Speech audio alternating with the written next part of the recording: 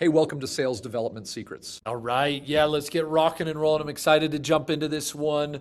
We got a new friend of mine. He's the head of sales development at Quantcast, Ahmed Abdel-Raouf. Really cool story. Want to dive in. Ahmed, thanks so much for joining. How the heck are you? I'm great, man. It's good to be here. Good to talk to you again. Our conversations are always a lot of fun, so looking Yeah, forward. that's right. The thing is, I'm like, I want to be talking more about sports. I want to be talking more about Saudi.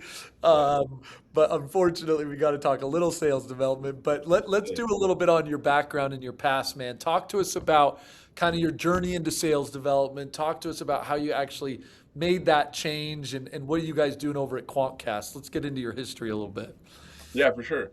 So, I studied architecture, so that was the thing. Studied architecture. Architecture to sales development, it's the natural path. It's how everybody does it. It's instead of like world building, I started building processes. So I it's kind love of it. I like, love it. but yeah. So I thought the easiest way in would be to go to like a project management consultancy that specializes in construction. I started out as an SDR there, and it was kind of just like working on bids and tenders and stuff like that that they had already, like RFPs and stuff like that. And then I got really good at it, got really comfortable with it, and then I had the technical background to like speak to it, so it just came naturally. I caught the bug there, and then eventually ended up being an SDR manager there. Built out a team of like 6 SDRs, and we were just like booking a bunch of projects and stuff, and it was great. And then COVID hit, the world stopped building and paused for a second. So they were like, oh, okay, well, we have no need for this function anymore. We have enough projects to last us a couple years if they ever, resume, because the world kind of just took a pause. So I had to bounce back, spent some time at Shopify, did their like junior customer success That's cool. role That's there. cool. Yeah. Um, Worked with some cool brands. They were kind of small, whatever, but it was kind of nice. I got to learn the customer success side, and then ended up a BDR at Cloudflare. Probably a year after that. So this And was Cloudflare had a huge team, right? I mean, those guys were big. They had a ton of SDRs at one point, like a couple hundred, I think, if I'm not mistaken. yeah, yeah. We had a huge team globally. So there was like an EMEA team, and there was like Yeah. a North America, APAC. Like it was a huge team. Ended up there. And were you doing more on at Cloudflare, more inbound, more outbound, more SMB, more enterprise? Like, what's been that kind of purview for you? So I started out as a mid-market SDR, and then they had just shifted their focus to Canada. So there was a quick, like, rapid hire motion that was going on there. And I was on the ground in Toronto. They were building out the team in Canada. Ah, So yeah, because you've been kind of Canada through and through, man. This guy's a Canadian. yeah, You ask him his Leaf trivia, Leafs, his Raptor Raptors, trivia. I mean, this Jays, you name it. I love those guys. Don't bring up the World Series from last year, though, when the Dodgers beat Uh, him and he'll get pissed at you. Man, don't even get me started. I had a friend watching with me. We were winning. I said, "Don't leave, or they're gonna lose." He's like, "Man, I gotta get home to my kid," and we ended up losing. He's the reason. I So mean, he's if the you reason. I would have blame him. put, I literally, man, I was actually with some buddies and I had multiple people who were like, doing, they like to do, I'm not much of a sports bettor, but they were like throwing more money down because they're like, there's no way I'm going to go up here. I think Toronto's winning. Like, there's no way they lose that game. Yeah, there's no way, right? And I was just like, "Yep." But And then I'm he glad to left. know it's your friend's fault because that was I mean, I'm just not a Dodgers fan. Mm. I don't, I'm more of a Giants fan. You grow up in Utah, there is Mm. no baseball team you got to pick, but man, to see the Jays, because man, when Joe Carter and those guys put it together in '93, was it Yeah, '93? I think it was '93, man. 92, 93. That Yeah. was, I mean, what a team. Roberto Alomar, Joe Carter. Who else was on? Man, they had a killer team back in the day. They had a killer We team. did. It was crazy. Um, anyways, we digress. So you kind of have always been kind of the Canadian arm, and that's what you were doing at Cloudflare, right? Yeah. Yeah, to an extent. At Cloudflare, that's what I was. So I got moved into like a manager role, built out the team there, worked really closely with the head of I can't remember what they called it now. The head of something markets. She's gonna be real mad at me because I can't remember her title. But anyways, worked real close with her, and then I felt like a really big, like a very small fish in a very big pond. So I wanted to have more impact. I wanted to, have more of a say as to like the direction, the go-to-market Yeah, of motion. So course. I got approached by a small startup. It was like the AI space, and I think it was just right at the beginning where AI was the Mhm. hot button topic. Everyone Yep. wanted to be in AI, whatever it Yeah. was. So I ended up taking the offer and became head of business development there. Worked it there for about a year. Again, built it from the ground up. And I think, there's the architecture piece. I really did enjoy the building part. So coming in, clean slate, build the processes, build all the systems in the back, work with the rev ops and the sales ops And team. you've been kind of you're kind of you like that early state. You like to get your hands dirty. That's kind of been your mantra. Yeah. Yeah, I really do enjoy that. I think that's what it is. I had a mentor once tell me, he's like, you're like an incubator. He's like, you like to just take things at the very start, incubate on them, build them out, and then, once they start working, he's like, that's when you usually try to go and find something else to I build. So, love that, man. Yeah, look, so I think you got to recognize sometimes where your strengths are, but that's a hard phase, man. It'll be fun to get into that a little bit, how you've kind of navigated that incubator phase. But ultimately, then you've kind of ended up at Quantcast. And real quick overview on what that is, or the team, and what you guys doing over there. yeah, for sure. So Quantcast is a high powered kind of advertising platform. So think about your kind of closed off ecosystems like Meta or Google Yep. Ads or whatever it is, Yep. but on the open web. So we operate everywhere they don't, Mm. and that's kind of the idea behind it. So we help brands get in front of the right people at the right time. Obviously, talking about behavior. So what we do is kind of look at your behavior on the internet and serve you the right ads at the right time based on your intent of like buying or research or whatever it is. So it's a really cool platform. We're doing a lot of cool things. Again, at the core of AI before AI was even a thing. So they were really, trailblazers and ahead of the game at the time. Yeah. So we're doing some cool stuff here. Again, came in July. There wasn't an SDR function at all, and I built it out. And now we're evolving. So volume two looks like we're segmenting. So I have a Yeah. mid market and a field segment now, and I'm actually hiring for that now. So Love it. um, I love it. got Cool. 8 people. Cool. So the team, yeah, so you're kind of going through that same kind of, well, you're getting probably now a little more to the scale phase, but I Yeah. would love to dive in and see if I can steal some secrets from you. As you think about sales development, man, what do you feel like is working and not working right now? Big picture, like what's working, what's not working? Human touch. That's what's working, right? You have these big LLMs that write the perfectly worded email, and it sounds amazing when you read it, but no prospect actually wants to do that.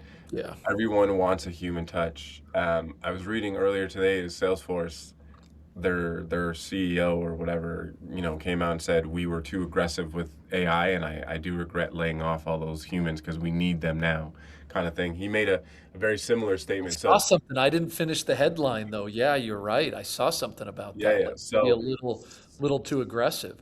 it is. So sales is actually very human-esque. So the key to success here is human. So we've got a bit of an old school motion here where we blitz on the phones. So Tuesdays and Thursdays, everyone is dialing. Every SDR, I'll do some dials just for fun and morale and whatever it Yeah. is. I'll Yeah. pick up the Get in. phone Yep. and Yep. get my hands dirty a little bit Yeah. for them. So human stuff. We ran a campaign a couple quarters back where we sent handwritten letters instead Oh. of emails, right? And I had a prospect tell me, he's like, "Do you know when the last time I saw my name on a piece of paper was?" And he, he's like, "We live in such a digital world where I haven't seen my name on a piece of paper in probably like 30 years." I love it. I love it, So, man. I don't think I've written. Actually, I was doing some schoolwork with my 10-year-old yesterday, and I was contemplating this. I was like, man, when was the last time you like wrote? I mean, it's one thing to sign your name on something at a tip at a bar, but like I like wrote a paragraph, and I was like, when was the last time I wrote that? yeah, you start to get like carpal tunnel, your wrist starts to hurt, you I was got like, to do how do you hold the that thing again? It's more yeah. like, So we did that for a bit, but it was like more of like a Wake the Dead campaign. So it was accounts that we had opportunities with in the past, and they just yeah, fell through. And we ended up just trying to reignite some sort of conversation with them by sending them these, very personal handwritten notes, and we had them hand delivered to their office. Um, That's cool. That's cool. you So this type of, you feel like that you're getting more traction with kind of finding ways to be more personalized and use technology and stuff to kind of, make that more real rather than make it less real. What I'd love to double click on calling for a minute because I think calling, people are talking about calling more and the importance of that. It's funny how the trends, I think you and I have seen that kind of go up and down and up and down, but it's definitely a little more back, I think, than it was maybe a few years ago. How do you make calling successful? You can't just jump in. Are you a big technology? You using a Nooks or an Orem or a Connect and Sell or whatever those tools are? How are you getting lists? You find that's the hard part. Any thoughts on kind of making calling successful? Yeah. So the trick for us has been to just, we use a lot of credits on our enrichment platform. So Yeah. we have a couple. We have Zoom Info is the big one that we're using. I'm trying to get a couple other like tools rolled out here. Nooks being one of them. So we're Oh, still in talks with them.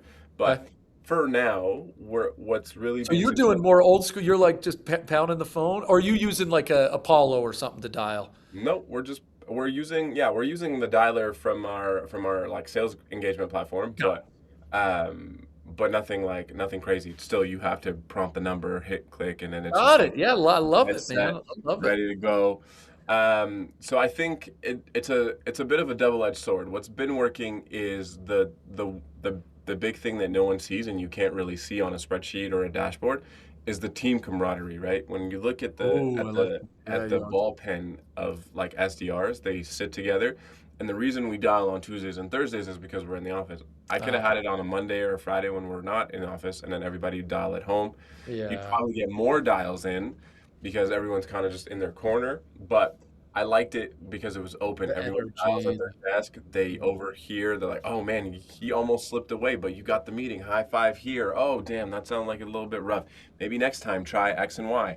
So it's more of a collaborative space. So that's really what keeps them going. Mhm, And on mhm. the flip side, from a data perspective, we have the tools to enrich numbers and build out our own lists.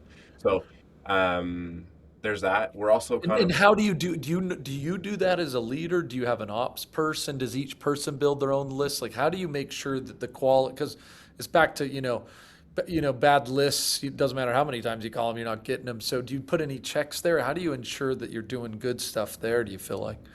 Yeah.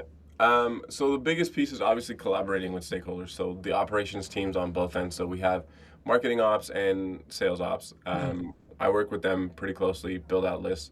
I also kind of pull lists. I've been dancing this dance for a while, so You my know the work. game. You like that operator face, so you kind of get your Yeah, hands dirty as well, right? yeah, yeah, Yeah. exactly. So I'll pull some lists sometimes. Maybe not a fully enriched list, but I'll pull, an account list and have the SDR working it kind of do the enrichment for me, or for themselves in that case, right? So Yeah.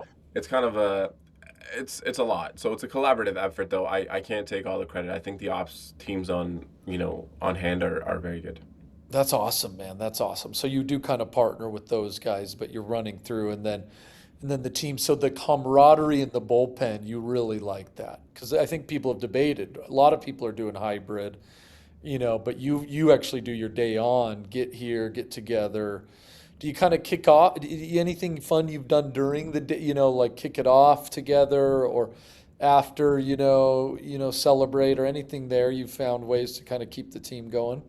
Yeah, yeah. So the first couple ones we used to do like a walkout song. So I'll let someone pick um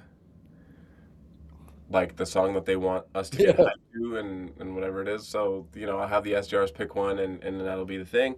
In the first couple of weeks, I bring in donuts and coffee and I just put them in a central spot, bring it Love it. like roll out a Love it. table. Now we just have a gong. So every time you book a meeting, you get to bang the Ah, gong the out. old gong, man. Bringing back the old gong. Look, I mean, those used to be on basically every Sales floor, it feels like sales floors have gotten a little different lately. But you pull the gong out, is it just an appointment or it's just kind of a just So for the SDRs, it's an appointment, and then yeah. for the account executives, it's more like a a proposal or a Ah, RFP or something like that. Yeah, yeah. So fun, man, like fun. Two SDRs, if you fronts can and book a ways. meeting, bang I it. like it. That's cool, dude. That's fun. Bringing back the some of the fun stuff to bring that camaraderie and culture together. Mhm. Um, let's switch for a minute. You and I chatted a little bit about AI, and I think you've alluded to it, but it's the talk of the town, right? You know, how do you do it? How do you not do it?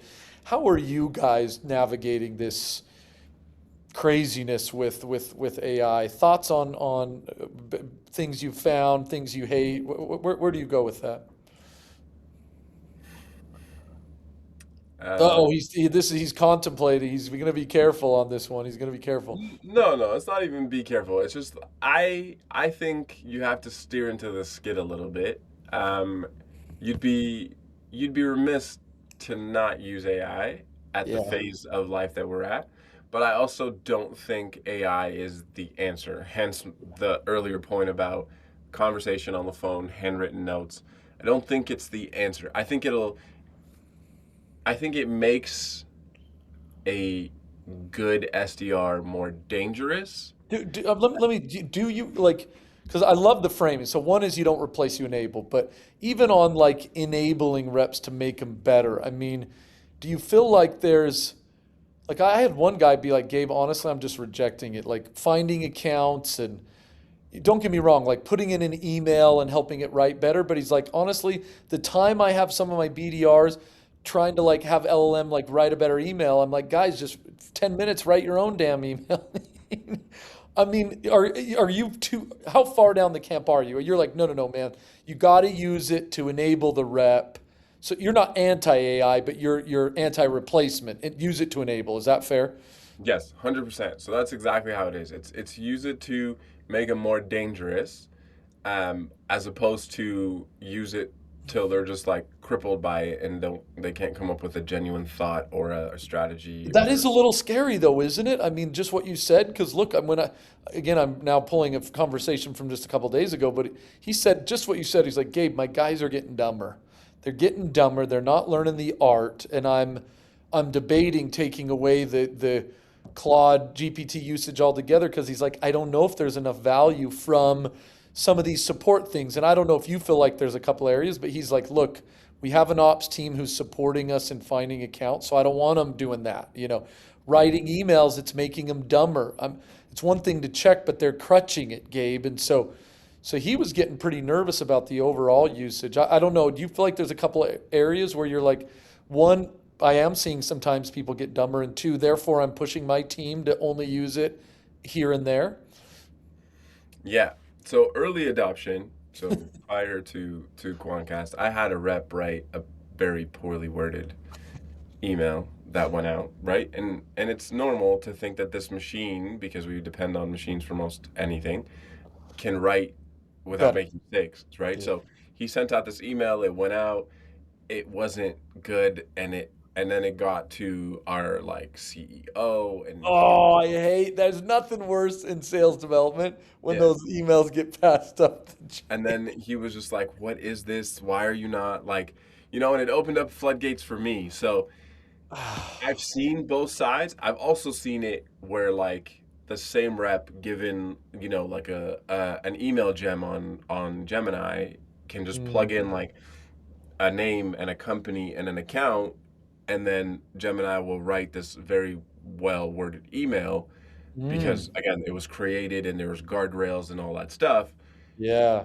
Go from sending like 10 emails a day to 10xing that just because of that. So when and this is the point I was trying to make, when given the right tools or the right amount of tools, you can turn a good SDR into a dangerous rep because they now have all the tools and the confidence in order to be able to really accomplish a lot of things. So Mm, I'm not mm. anti AI. I think, like I said, you'd be silly not to use it, but I think you have to be smart in understanding Smart. that it's more of an assistant than anything.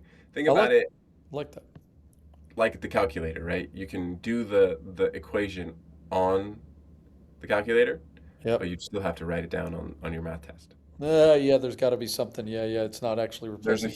There's a human like bridge. You have to bridge that gap, and I think that that's where we're at. Is that That's pretty important. you have Yeah. to bridge the gap with AI. Where do you feel like it's enabling people the most? I mean, you're in the SDR leader network. You're talking to other SDR. I mean, you have your own team. I mean, is there certain like is it in kind of the communication area? Does that feel like that's kind of the place you'd kind of coach people to go, or where would you be like, guys, from an enablement standpoint? I'd probably say here's a couple areas AI can and should be used.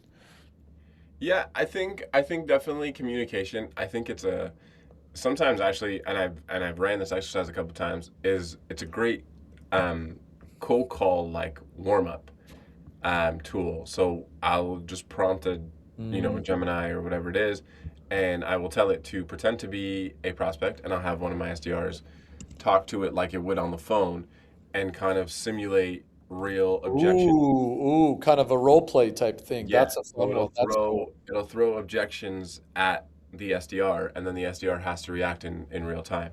So again, these are the kind of things. So a coaching tool is great in that sense because then they're ready for real life objections in real time. I Um, love that one. That's a cool one, dude. That's a the obvious one is obviously email. yeah, yeah. And I think those are good. I don't know if people think about the role play as much as they should, especially if you're doing a lot of phone stuff. That's a fun one. I think that's a Yeah, good idea. exactly. So that one's been great for objection handling, for product knowledge. Like sometimes I'll I've built out a Gemini where it's pretty complex. Like it knows the offering pretty well. So it'll if you know the product, you'll be able to answer the questions, and it's a good product test. So I Hmm. use it for that. It's more of a coaching and enablement thing, and my reps love it. So Got it. I like it, dude. I like it.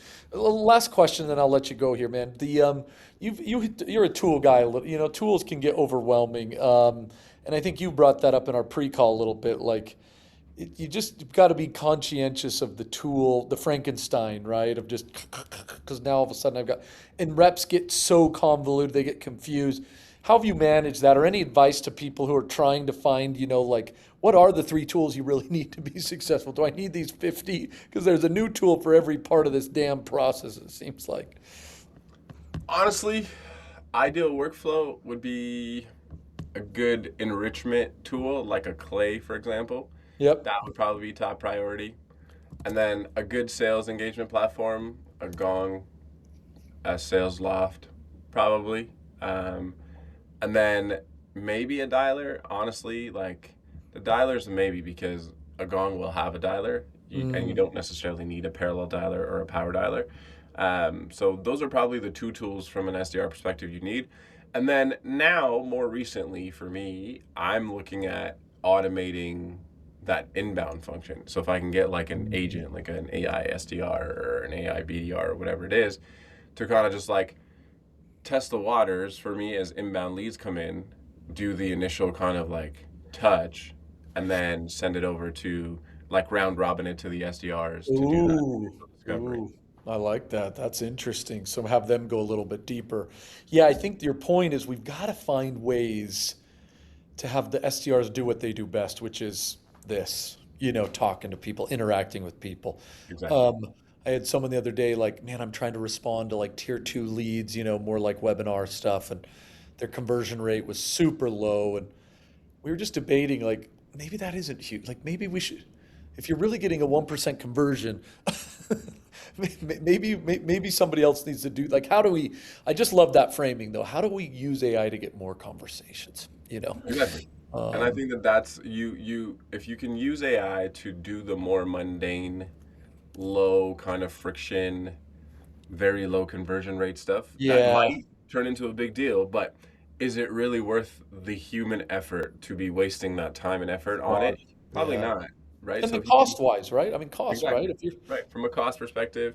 So if you can find a way to automate that and just build it into your system, that then you're set. You have a great enrichment tool, so you're pulling I amazing love this, lists. dude. Yeah, this is helpful. This is really Sales helpful. engagement is on point. You're doing everything within sales engagement so nothing gets convoluted. And from a managerial perspective, you have full insight onto what's happening in your team because it's all happening in the sales engagement platform. And then the last piece is just this AI automation for inbound. and then you're set. You're cruising for a good couple years. I love it, man. That's super cool. That's super helpful. Okay, well, I know we're a little long. It's always fun to shoot it with you a little bit, Ahmed. So, if someone wants to get in touch with you, learn a little more about your background, what's the best way to make contact here? LinkedIn is good. LinkedIn's the I'm pretty go-to. responsive on LinkedIn. If you wanna chat, just send me a an email or a request. I'm pretty open to that, and I'm very committed to working with young career professionals. I understand that that's the SDR function is very much that, and I've dedicated a lot of time to it because I believe it's probably the most rewarding. As someone who's been doing it for 10 years, I look back. There's AEs, SDR managers, SEs, CSMs, they all came out from, an SDR program or a BDR program that I was leading. So it's That's very awesome. rewarding for me. So Yeah, and we need more. You've got a cool history, but I think navigating this new AI world, I think we're going to need guys like you mentoring the next generation more than ever because, we're going to lose the craft, I think, a little bit. And the craft matters. AI can't, as of now, I don't think it just can't take the craft. So we got to find a way to build the craft while building the AI, man. Partner together. So, anyways, cool, man. Really appreciate it. For the audience, have a fantastic day. yeah, you too, man. Appreciate you. We'll talk soon.